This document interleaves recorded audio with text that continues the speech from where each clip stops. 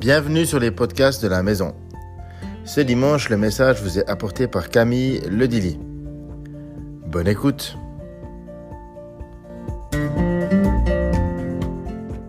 Jésus, ça m'amène dans les standards que Jésus il a donnés. Donc peut-être certains, vous n'êtes pas familiers avec ça, mais avant la venue de Jésus, il y a tout ce qui est de la loi de Moïse, où il y avait des standards qui étaient déjà assez élevés, où il y avait des choses assez rigoureuses. Et même la loi, elle est impossible à accomplir. Et après, quand Jésus est venu, on pourrait dire « Ah, ouf, c'est bon ». Mais en fait, les standards que Jésus donne, il donne des standards encore plus hauts que la loi. Et ça, c'est un truc, ça peut nous faire bugger un peu.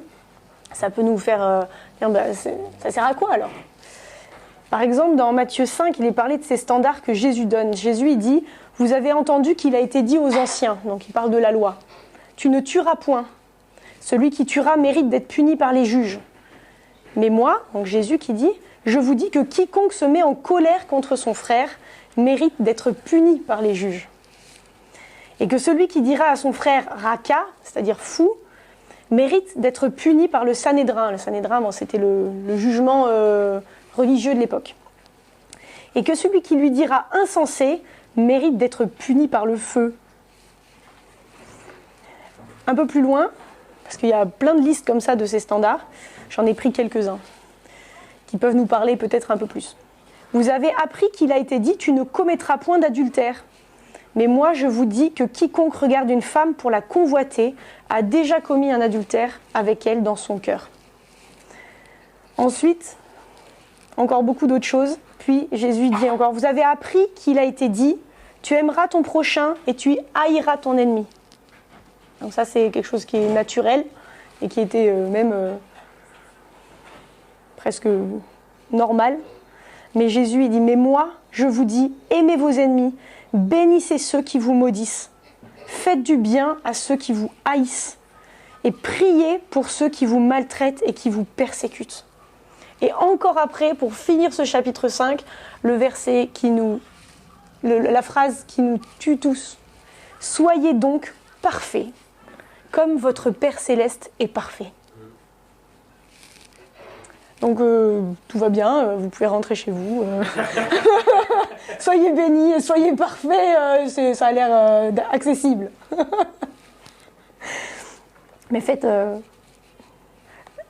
des efforts. Et c'est justement ça en fait. Est-ce que Jésus il nous donne un standard encore plus élevé pour nous mettre encore plus en échec ? Puisque la loi nous met en échec. La loi a mis en échec les Hébreux dans le désert. Elle a mis en échec toutes les générations de Juifs qui sont passés. Est-ce que Jésus nous donne un standard plus élevé pour nous mettre en échec ? Maintenant, il nous donne des standards plus élevés, non pas comme une loi, mais comme en fait une conséquence. Il dit, en fait, moi, je vous dis ce qui est le standard le plus élevé. Mais vous allez voir, vous allez pouvoir y accéder. Mais pour ça, il faut faire ce chemin avec Jésus. Mais quand Jésus il dit ça, il est au début de son ministère sur la terre. Hein. Les disciples qui le suivaient, ils ont dû dire, non mais le gars, ça y est, déjà on n'était pas bien là, avec toutes ces lois là. Mais alors là, ça va être sympa quoi. Mais heureusement, il y avait ce côté-là relationnel de Jésus. Du coup, ils le suivaient parce qu'ils disaient, il n'y a que toi qui as les paroles bonnes, il n'y a que toi qui ont les paroles qui nous nourrissent. Donc même si on ne comprend rien et que ça a l'air hyper dur, on sait que c'est là que c'est bon. Mais Jésus, ce qu'il veut proposer, c'est pas d'obéir juste pour pas pécher, pour pas aller en enfer et faire tous nos efforts et nous flageller parce qu'on a mal fait et tout ça. Ce qu'il nous propose, c'est vraiment ce côté-là relationnel, où même si on comprend pas, même si des fois c'est un peu dur, on sait qu'on l'aime et donc on veut lui obéir, mais aussi on sait qu'il nous aime et que du coup, ce qu'il nous demande, même si sur le coup on comprend pas, c'est que c'est bon pour nous. L'obéissance, c'est ça, c'est j'aime, donc j'obéis, mais aussi je sais que tu m'aimes et que si tu me dis ça, c'est même si j'ai pas compris. En fait, le péché, c'est quoi ? C'est tout ce qui nous fait du mal. Tout ce qui brise les relations, tout ce qui fait du mal à notre corps, tout ce qui nous abîme à l'intérieur et qui nous fait être dans la peur, dans la tristesse, dans la colère, surtout tout ce qui abîme les relations. Le péché, c'est pas juste que ça salit Dieu et qu'il déteste être sali. C'est quoi ça? C'est Dieu, il est Dieu. Il ne peut pas être sali par notre péché. Le péché, c'est parce que Dieu, il dit, mais regarde, ça te met dans un état pas possible. Ne vis pas là-dedans. Parce que je t'aime et je veux le meilleur pour toi. Et quand Jésus, il est mort sur la croix, il a réglé le problème du péché une fois pour toutes. C'est-à-dire que nous, même si on pêche, même si on n'accomplit pas ce standard, même si on traite notre frère de fou, même si on commet un adultère, même si on n'arrive pas à aimer la personne qui nous a fait du mal, ce qui semble un peu naturel, on a une place près du Père.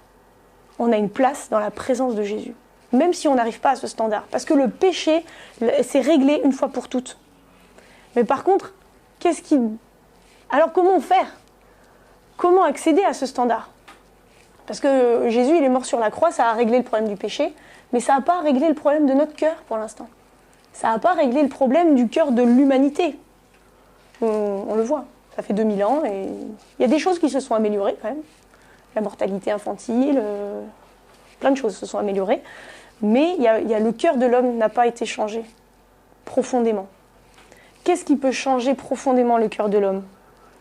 Ça a été annoncé même du temps de la loi. Même du temps de la loi, dans Ézéchiel 26. Ézéchiel, c'était un prophète. Et il prophétise, il parle de la part de Dieu. Il dit, je vous donnerai un cœur nouveau, je mettrai en vous un esprit nouveau.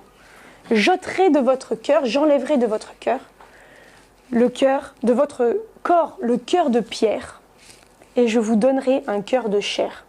Je vous donnerai un cœur nouveau, un esprit nouveau, j'enlèverai de vous ce qui est de la pierre, un cœur de pierre, et je vous donnerai un cœur de chair. Un cœur de pierre, c'est quoi? C'est un cœur qui est dur, et qui s'est durci à cause de la souffrance, qui s'est durci à cause du péché, parce qu'on voit bien qu'on fait du mal, mais aussi qui s'est durci à cause du péché qui est fait contre nous. Quand Jésus il a payé le prix, il n'a pas payé juste pour nous, parce que notre péché, comme je disais, ça l'embêtait, quoi. C'est pas ça. Il a payé aussi pour le péché qui a été fait contre nous. Il y a des péchés qui sont faits contre nous. Il y a des gens qui vous ont fait du mal, et Jésus il a payé pour ça aussi. Il veut vous guérir, il veut enlever ces conséquences-là. Mais il veut venir pour nous donner un cœur de chair, un cœur qui n'est pas durci par la dureté de ce monde. Si on se balade là, qu'on voit juste la douleur, la difficulté, on peut se durcir, mais dire déjà je veux pas d'un monde comme ça, qu'est-ce que je fous là?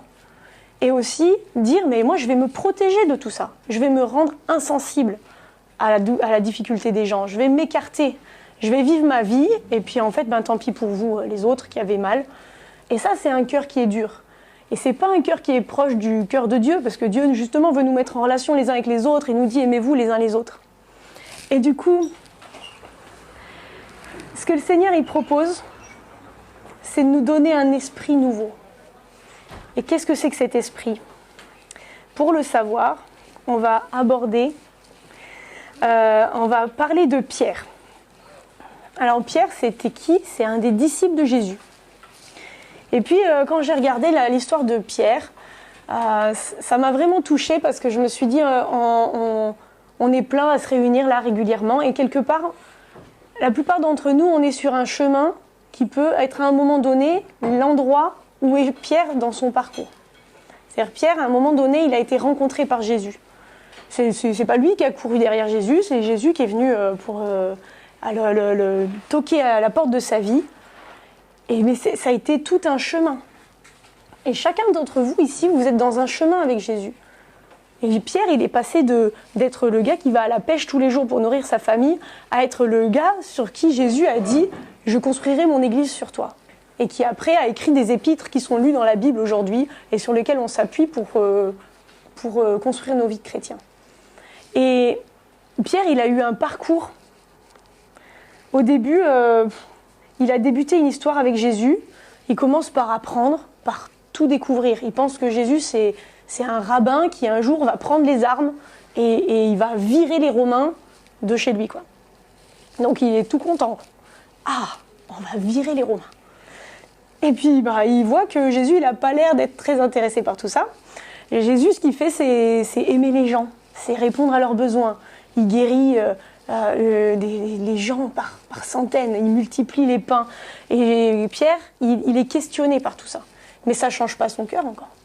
Lui, il est toujours un gars qui a été élevé pour aller à la pêche et il fallait faire ce qu'il faut et il ne faut pas pêcher, mais il faut être quelqu'un de bien et puis c'est dur, mais donc on va faire ce qu'on peut pour prier, pour essayer de faire ce qu'on peut, mais ça n'a pas changé son cœur pour l'instant. Pierre, il voit des choses incroyables, il sent des choses incroyables. Peut-être vous êtes venu ici, vous avez commencé un chemin avec Jésus, vous avez senti sa présence, ça vous chamboule.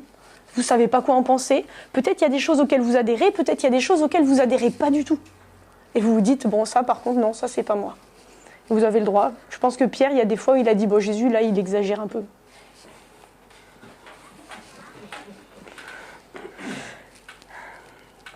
Pierre, il doit être chamboulé par la misère qu'il rencontre, mais intéressé par Jésus quand même, que tout ce qu'il fait, tout ce qu'il transforme. Il y a forcément quelque chose de différent avec ce gars. Et il commence à aimer ce Jésus qui au début c'était un étranger, c'était pas sa famille, c'était pas son village, c'était pas son quotidien. Il passe 3 ans avec Jésus. Il a découvert que le plan de Dieu c'était pas du tout celui auquel il avait pensé. Il n'y avait rien à voir avec le fait de prendre une épée et tuer des Romains. Ses rêves de gars qui veut virer les Romains de là et qui attendait ce Messie là pour faire ça, il a bien diminué. Mais son cœur a dû grandir. Et il a vu qu'il y avait une autre façon de répondre aux besoins de l'humanité. Et Jésus était venu pour ça. Mais ce plan, c'était pas juste d'aimer les gens et de les guérir. Ce plan, ça allait aussi vers la mort de celui qu'il avait appris à aimer, avec qui il a passé 3 ans. Imaginez passer 3 ans aux côtés de quelqu'un, l'admirer, l'aimer de tout votre être. C'est la personne que vous chérissez le plus au monde. Et bien cette personne-là, elle est trahie par un gars à qui vous faisiez confiance. Parce que Judas, il faisait partie des 12. Il est frappé, il est fouetté, et puis il est mort. Et là, toute votre vie, elle s'écroule. Tout ce que vous avez pensé, tout ce que vous avez commencé à comprendre, vous dites, mais alors là, j'ai plus rien compris. Parce que si ce chemin-là, déjà, il n'y a même pas de gloire, de fierté de virer les Romains, mais en plus, en fait, les gens qu'on aime, on s'y attache. Moi, je t'ai rien demandé, Jésus. Hein. T'es venu me chercher là. Et je t'aime. Et t'as vu ce par quoi on est obligé de passer? Tu meurs. Mais c'est quoi l'idée? Il comprend plus rien, Pierre. Il comprend plus rien. Donc Pierre, il retourne pêcher. Pas pêcher, faire du mal aux gens. Pêcher à la pêche. Il retourne à sa vie. Et nous, des fois, on a des moments comme ça. Jésus, il nous touche. Après, on comprend pas ce qui se passe. Je me suis attachée à des gens, j'ai été trahie. Il y en a peut-être, vous êtes passé dans des églises, vous avez vécu ça. Vous êtes attaché, vous avez été trahi, vous avez été blessé. Peut-être vous êtes dans le moment où vous ne savez plus rien. Pourquoi? Jésus, il est revenu chercher Pierre au même endroit, à la pêche. Il est trop bon, Jésus. Il revient nous chercher quand nous, on retourne dans les choses parce qu'on n'a pas compris, qu'on a été blessé.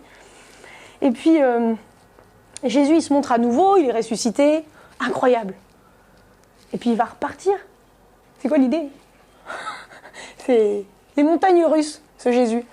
Il nous donne des espoirs et après il meurt, après il ressuscite, après il dit qu'il va s'en aller.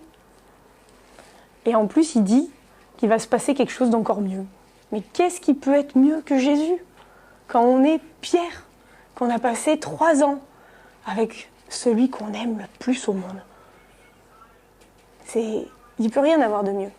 Et on doit le laisser de nouveau partir et regarder le ciel comme ça. Il y a les disciples, il est dit dans Acte 1, ils regardaient le ciel parce que Jésus, il est monté dans le ciel, quoi. Et ils regardent le ciel et puis il y a 2 anges qui sont obligés d'apparaître pour leur dire « Eh oh, qu'est-ce que vous cherchez? Il vient de partir, là, il ne va pas redescendre de cette façon. Enfin, il va redescendre plus tard. » Mais là, ce n'est pas le moment de le regarder vers le ciel et d'espérer. C'est le moment d'attendre et de faire ce qu'il a dit. Et qu'est-ce qu'il a dit? On va regarder ça dans Acte 2. Dans Acte 1 et 2. Alors, je cherche ça.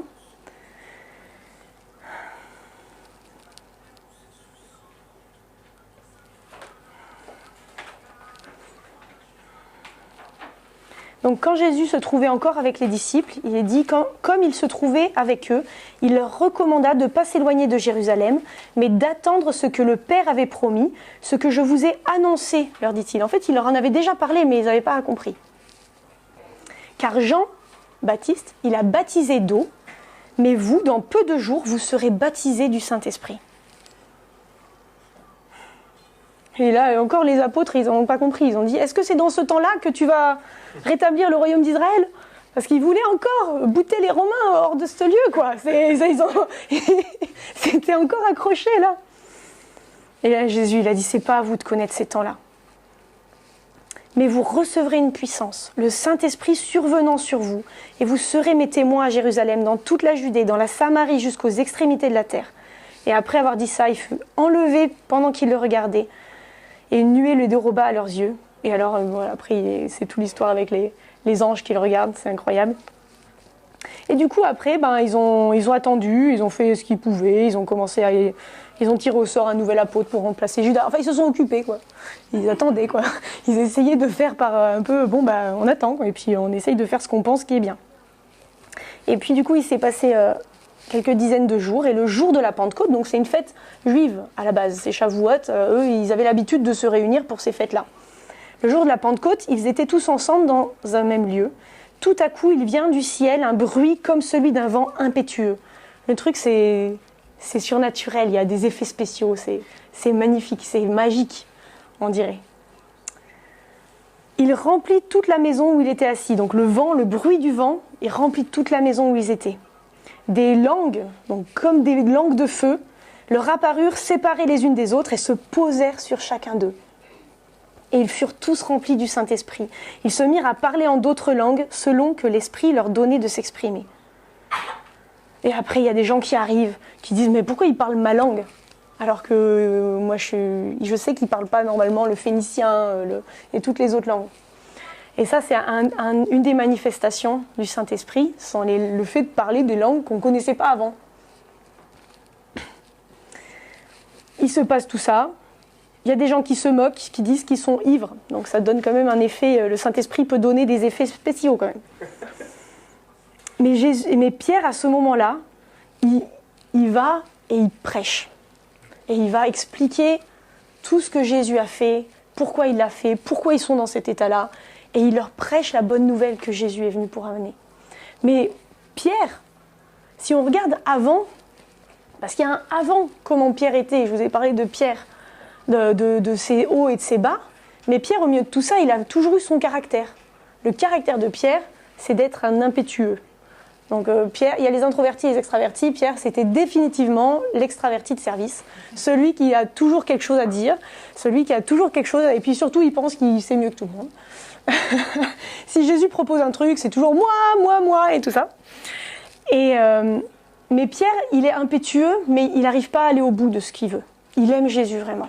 Mais à un moment donné, il est toujours pris de court. Quand Jésus, il apparaît comme ça, quand ils sont sur le lac, Jésus apparaît de nulle part, et il leur dit, qui est-ce qui veut venir marcher avec moi sur l'eau? Pierre, il veut. Mais il pose un pied sur l'eau et il a peur et il manque de s'enfoncer jusqu'à ce que Jésus le regarde et lui prenne la main. Pierre, c'est celui qui dit « Non, moi je vais, même si tout le monde va t'abandonner, moi je ne vais pas t'abandonner. » Et puis en fait, Jésus il est obligé de lui dire « En fait, tu vas me renier 3 fois ce soir, enfin dans la nuit, avant que le coq chante ce matin. » Pierre, il est impétueux mais il n'arrive pas. Et en fait, c'est vraiment ce qui s'est passé. Pierre, il a voulu, tout le monde s'enfuit quand Jésus il est pris. Mais Pierre, il est impétueux, il veut être avec Jésus. Donc il y va. Mais une fois qu'il y est, quelqu'un lui dit « Ah, mais t'étais avec Jésus, toi. » Et comme Jésus est en train d'être jugé et il va être mis à mort, Pierre, mais il a hyper peur. Alors qu'avant, il disait à Jésus « Je vais te suivre jusqu'à la mort. » Et en fait, là, tout à coup, face à la personne et face à la mort vraiment, et au risque de mourir, il se décompose. Ouais. Il n'y arrive plus et il renie 3 fois son maître chéri, adoré. Alors qu'il voulait. Et des fois, dans nos vies, on a plein de choses qu'on veut. On les veut très très fort. Et on se prend des murs de ouf. On n'y arrive pas. On veut être des gens qui aiment les autres. On n'y arrive pas, parce que dès que la première personne nous fait du mal, en fait, on la déteste. Et on n'y arrive plus. On dit en fait elle avait des qualités, je l'ai aimée avant, mais comment ça se fait que j'y arrive plus? Eh ben, parce qu'on est humain, on est dans nos limites, on veut aimer les gens, on veut pas être ni ceux qui insultent leurs frères, ni ceux qui sont adultères, jamais personne s'est dit je vais casser mon mariage en deux, ça va me faire plaisir. Ah alors là vraiment j'ai un projet pour ma vie, c'est briser la vie de mon époux, mon épouse et la vie de mes gosses. Enfin c'est des trucs, les gens ont pas ça dans la tête, ils se disent pas je vais briser la vie de mes amis, de mes proches. Ça leur arrive parce qu'on est plein de bonnes intentions, mais on se casse la gueule. Et qu'est-ce qui se passe quand il y a le Saint-Esprit qui arrive là? Tout à coup, Pierre, face aux gens qui lui disent qu'il est ivre, face aux gens qui peuvent le mettre en prison, parce que Jésus avait quand même été tué pour qui il était, je veux dire, ça s'était passé, ils avaient vu. Pierre, il demeure ferme. Il y arrive. Il va jusqu'au bout. Il dit pas juste, je vais aller leur parler, il ouvre la porte, il voit la foule, et puis, ah non, en fait, finalement, non, il le fait. Et Pierre, dans sa vie, ensuite, il va être maltraité, il va être tué, même encore après, pour l'évangile. Il va aller en prison plusieurs fois. Il va vraiment aller jusqu'au bout. Mais parce que ce que son cœur désirait, il a pu le faire, parce qu'il était rempli du Saint-Esprit. Ce qui avait vraiment cette promesse, je vous donnerai un esprit nouveau, je mettrai dans votre cœur un cœur nouveau. C'est possible et c'est réel. Ce que Jésus est venu faire, c'est pas juste enlever le péché pour qu'on puisse être bien dans la louange et retourner à nos vies normales et avoir la même vie que d'habitude et essayer de ne pas faire du mal à nos proches et le faire quand même. Non, ce que Jésus est venu, c'est non seulement nous promettre une vie éternelle après la mort, mais aussi nous donner un cœur nouveau, un esprit nouveau pour ici-bas transformer nos vies et les vies des gens qui sont autour de nous. Parce que ce que Jésus vient faire, c'est nous remplir de lui et nous rendre capables de vivre comme c'était prévu avant la chute, avant le péché, avant tout ce qui nous a salis. C'est ça le but de Jésus. Le but du Saint-Esprit, c'est ça, c'est nous donner ça.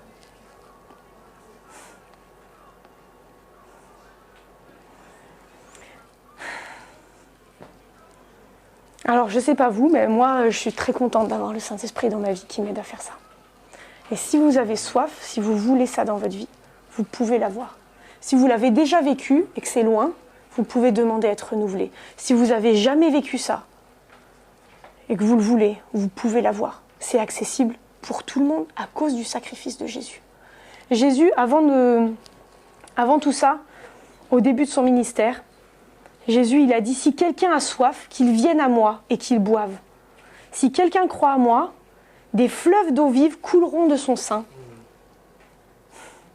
Comme dit l'Écriture. Il dit cela, donc Jésus a dit cela à propos du Saint-Esprit. Il a dit ça de l'Esprit que devaient recevoir ceux qui croyaient en lui. Je vous le répète parce que des fois, quand on n'est pas ceux qui avons le truc sous les yeux, il a dit cela de l'Esprit que devaient recevoir ceux qui croyaient en lui. Car l'Esprit n'était pas encore, parce que Jésus n'avait pas encore été glorifié.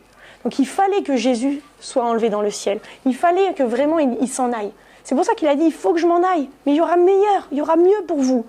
Quelque chose qui va transformer votre cœur. Parce que Pierre, il avait beau avoir passé 3 ans avec Jésus, ça n'avait pas transformé votre cœur. Et peut-être ça fait une semaine, peut-être ça fait plusieurs années que vous nous suivez, et peut-être ça n'a pas transformé votre cœur, peut-être vous voyez des choses chouettes, mais ça n'a peut-être pas transformé votre cœur complètement. Et mais en fait, ce qui va transformer votre cœur, c'est cette rencontre avec Dieu, avec Jésus, avec le Saint-Esprit qui veut vivre en vous et vous donner une vie nouvelle. Il peut y avoir des fleuves d'eau vive qui coulent de vous et qui vous donnent une vie en abondance. Et il y en a pour tout le monde. Et ça ne s'arrête jamais. Il y a toujours de la joie, il y a toujours de la consolation, il y a toujours de la restauration, il y a toujours du pardon, il y a toujours ce qu'il faut et ce qui est suffisant et ce qui est nécessaire. Alors ce que je vous propose, c'est qu'on va prendre encore un temps dans la louange, on va chanter le Seigneur, on va l'élever. On va lui dire notre soif de lui. Et puis on va prier pour tous ceux qui désirent vivre ça, voir davantage de Dieu dans leur vie, ceux qui désirent recevoir un cœur nouveau. Si vous n'avez jamais touché ça, si vous n'avez jamais senti ça, vous pouvez le sentir aujourd'hui. Vous pouvez le recevoir aujourd'hui. Si vous avez juste, ça fait longtemps et vous voulez être réactivé là-dedans, mais on va prier pour vous aussi. On a besoin tous d'être visités, on a tous besoin les uns des autres. On peut vivre ça tout seul dans notre chambre. Mais quand on est ensemble, il y a une puissance aussi et une force. Et on se soutient les uns les autres dans les moments difficiles. Alors vraiment, que vous puissiez vraiment croire qu'il y a tout ce qu'il faut dans le Saint-Esprit qui veut être en vous et qui va vivre en vous ce soir. Et être révélé encore davantage. Merci Yoann.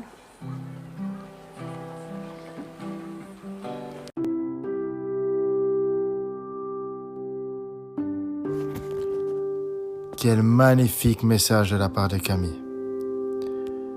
Je vous donnerai un cœur nouveau et je mettrai en vous un esprit nouveau. J'ôterai de votre corps le cœur de pierre et je vous donnerai un cœur de chair.